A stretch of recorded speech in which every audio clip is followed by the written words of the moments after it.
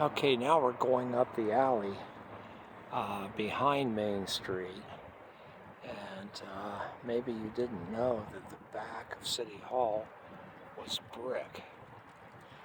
The sandstone is on the front and sides, but the back is brick. That was a cost-saving technique that I'm surprised they used, but they did.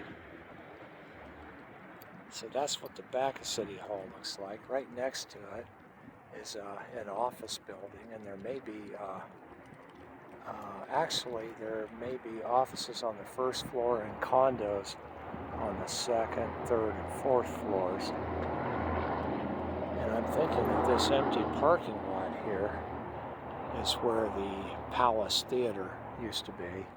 I remember standing in line there to see Old Yeller back in, oh God, I don't know, 1961 maybe. And the line went down around City Hall to get in. It was a very popular movie, but one I'll never watch again. It's a real tearjerker. Now this building here has fascinated me because back when I was a kid in Vacation Bible School, we came over here, and this was a Jewish synagogue at the time. And I'm looking at the architecture, and I don't see anything that signals it as ever being a Christian church. So maybe this was always the Jewish synagogue until it became a private residence, which it is now.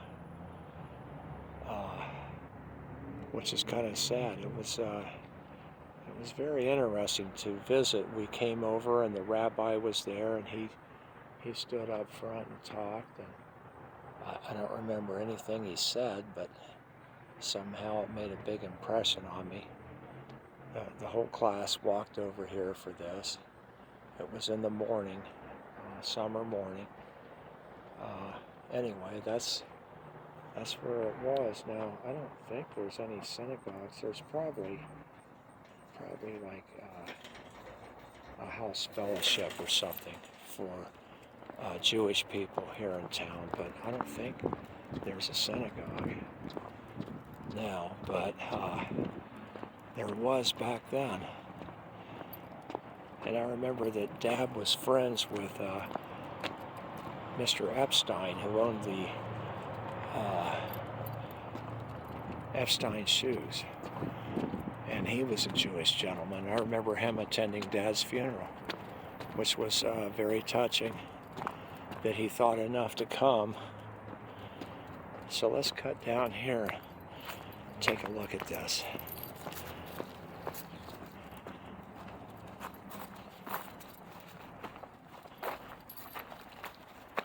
The reason I'm saying I don't see any Christian symbolism in the stained glass. I don't see any crosses. So I don't think that they took over a Christian church and converted it into a synagogue. I'm thinking maybe it was built as a synagogue. There it is. Now it's, like I said, it's a private residence.